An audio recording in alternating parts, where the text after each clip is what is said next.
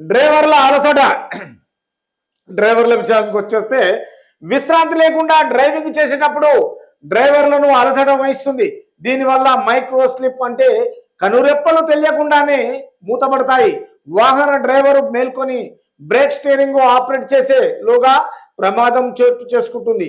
ఈ డ్రైవర్ల అలసట అంటే డ్రైవరు లేట్ రావడము, నిద్ర లేకపోవడము, ఓవర్ స్పీడ్ పోవడము, బండికి తనకు పరికరాలు కరెక్ట్ ఉన్నాయా లేవా చూసుకోకపోవడము, బ్రేక్ ఆయిల్ చూసుకోకపోవడము, తర్వాత బ్రేక్ ప్యాడ్లు చూసుకోకపోవడము, అదే నిద్ర లేకుండా స్పీడ్ నడిపి కళ్ళు మూసి తెరిచినంత సేపట్లో బ్రహ్మాండంగా యాక్సిడెంట్ అయిపోయి డివైడర్లు ఎక్కడము, బండి పల్లీలు కొట్టడము, చనిపోవడం గిన జరుగుతుంది.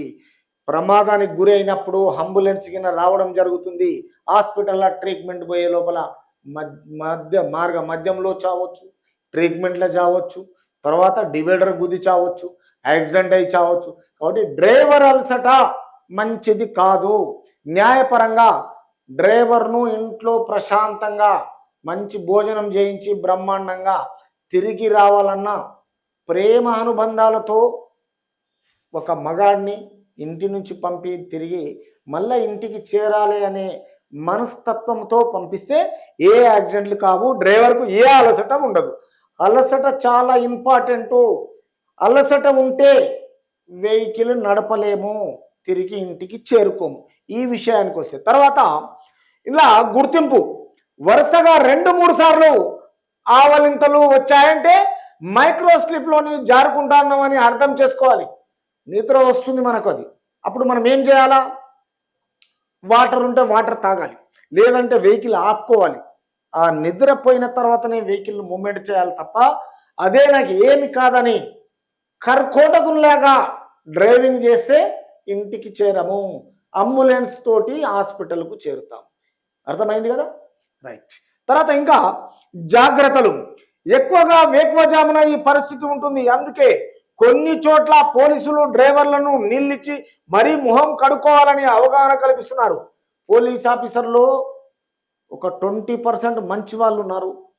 డ్రైవరు బండి స్పీడ్ వచ్చేసి డ్రైవర్ ముఖంలో అలసట కనిపించినప్పుడు, బాబు నువ్వు ఎక్కడి నుంచి వస్తున్నావు, ఎంత దూరం నుంచి వస్తున్నావు, ఎక్కడికి వెళ్ళాలా, ఫ్యామిలీ ఉన్నట్టుంది, నువ్వు అలసిపోయినట్టున్నావు, ఫస్ట్ ఇక్కడికి రా, కూర్చో 5 నిమిషాలు, నువ్వు వాటర్ తాగు, నువ్వు ఎంత హ్యాపీగా వెహికల్ను లిమిట్తో నువ్వు డ్రైవింగ్ చేస్తేనే ప్రజలు ప్రశాంతంగా ఉంటారు, క్షేమంగా ఉంటారు, వాళ్ళ క్షేమమే మంచిది అని పోలీసు వాళ్ళు చెప్పడం జరుగుతుంది.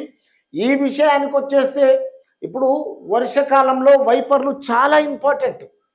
వైపర్లు లేకుండా వాహనం నడపకూడదు. ఒకటి. చలికాలంలో రాగానే ఏమవుతుంది? బ్రహ్మాండంగా అలసట వస్తుంది. ఆ అలసట ఎండాకాలం రాగానే నైట్ అంతా నిద్ర రాదు, ఎర్లీ మార్నింగ్ నిద్ర వస్తుంది. ఆ నిద్రల వాహనం కింద మీరు నిద్ర లేకుండా వాహనం నడిపితే కన్ను రెప్ప కొట్టక ముందుకు ఒక ఉదాహరణ, ఒక జోక్ చెప్తా.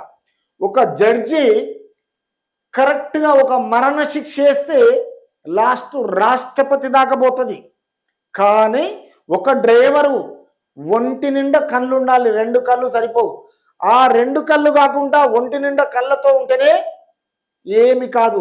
లేదు అనుకుంటే ఆ డ్రైవర్కు మరణ శిక్ష వేస్తే జడ్జి రాష్ట్రపతి దాకా సంవత్సరాలు అవుతుంది. కానీ డ్రైవరు కన్ను మూసి కన్ను తెరిచే లోపల మరణమే జరుగుతుంది.